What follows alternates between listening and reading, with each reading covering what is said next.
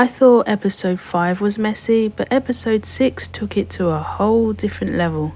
Things were such a mess that Carolyn had the ink on her hands, which left fingerprints on the death letter. To say the turret was awkward seems like an understatement. Most of that awkwardness was the aftermath of Carolyn learning that Danielle had been floating her name around. That was from one person, and later in the episode, Carolyn was about to find out how far Danielle actually spread her name.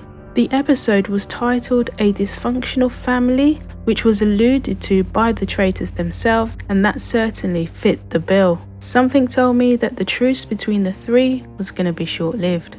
At breakfast, I really wish Sierra wasn't interrupted by the knock on the door. I really wanted to see where she was going when talking about Danielle, especially the crying. Is Sierra not buying Danielle's performance? Sierra had some good points, but are we missing out by the edit? Sierra mentioned Bob the drag queen and Rob, and if Rob was a traitor, it would be a power move for Rob to get Bob banished. I was laughing at the comment from Brittany about if they would even notice if Ivar was the one murdered. Seems like my comment in the last video about me forgetting Ivar is even there sometimes might be a sentiment extended further amongst at least one player. Another moment at breakfast that cracked me up was when Gabby basically said Tom is still in the game because he's chaotic and has too many theories, which is good for the traitors. Then afterwards, Tom proceeded to tell Brittany about one of those theories, naming Dolores as a traitor. Brittany quickly shut that down, saying it's not her. Brittany just looked done with Tom. Sometimes the edit shows Tom thinking, and I wonder if he's actually figuring it out, or if it's just another one of his wild theories that comes to mind. A broken clock is correct twice. We're just waiting for that actual moment to happen. Bob H was the latest victim, someone who alluded to the possibility of Rob being a traitor during the previous roundtable. There was a wide choice to pick from because only Sierra and Dolores had a shield. I didn't see Bob being a faithful that any of the three traitors would consider taking to the end. I feel like they each might have at least one person they would consider more. Just when I thought there might be a truce amongst the traitors, Brittany told Carolyn about the conversation she had with Danielle without actually mentioning Danielle's name. Carolyn needed no time to figure out that it was Danielle that told Brittany that Carolyn was saying Brittany's name. In the mission, Gabby told Carolyn Danielle was the person who was saying Carolyn's name.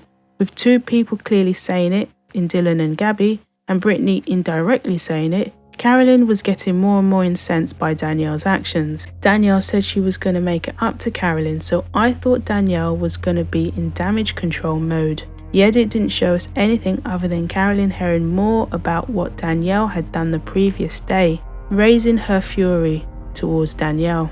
It seemed like this episode was where we were getting a lot more of Brittany in the edit, though it seemed like Brittany was spending more time defending people than actually coming up with theories. It made me wonder if Brittany was keeping her cards very close to her chest, or production was keeping things out of the final cut. In the mission, all three groups prioritised finding the shield over getting dynamite to topple over the giant traitor figure. Carolyn, Chriselle and Dylan picked up the shield in their respective groups. Chriselle and Dylan's groups decided to play for it, while in the other group, Carolyn just picked up the shield with no consultation with the rest of the group. I'm sorry, but is it just me, or did some of that explosion look like it was done in post-production? On a serious note, is Ivar feeling okay? He didn't seem to remember the previous roundtable mentioning Rob, looking completely lost when Derek spoke to him about his plans to go for Rob. Derek is quite the detective in this game, laid all the facts out, presenting a very convincing case for why he believes Rob is a traitor. If I didn't know, I would be convinced, but also I would have come to the same conclusion and wouldn't have needed convincing anyway. I thought this roundtable was an example of how to play it and how not to play it when needing to defend yourself against accusations of being a traitor. Bob commanded the room, speaking with a calculated measure to his tone. The best part was how he navigated Derek's accusations, and instead of turning it back on Derek, as so many would have done, he directed it to Wes. The groundwork he had done in earlier conversations was pivotal to this move. Looking at how Wes handled those accusations, his response seemed like the complete opposite. There was a moment when Wes was talking at the roundtable when I thought, he's not doing a very good job here. It got worse when he said, "I got my eye on you," to anyone that would vote for him. Not a good way to endear yourself in what is essentially a social strategy game. I think at that moment Derek knew Wes had messed up and effectively killed his chance to get Rob banished. This was one of the biggest examples in how to ensure you get banished because of what you've said at the roundtable. I firmly believe that some of the votes for Wes wouldn't have happened if he hadn't said most of what was supposed to be him defending himself as a faithful. The added drama of Carolyn and Danielle seemed to be a complete diversion from what ended up being the main event. The looks from some of the others made me think of when you end up overhearing what should be a private conversation, but it's out in public for everyone to hear. Were the others shocked that someone would think Danielle's a traitor, or is equally shocked that Carolyn was speaking up so passionately about it? I'm really starting to question some of the gameplay of some of these players. How could Danielle watch what was going down and be confident it would swing in Rob's direction? It seemed pretty clear to me Wes was going to be the one being banished. It was a big risk that might have backfired, as now she's crossed Rob. Should Danielle have gone for a throwaway vote instead, or joined the vote for Wes? The vote between Rob and Wes did end up being more close than I thought, with Wes getting 7 and Rob getting 5. I thought more would swing to Wes. It showed how those couple of votes based on what Wes said really swung it.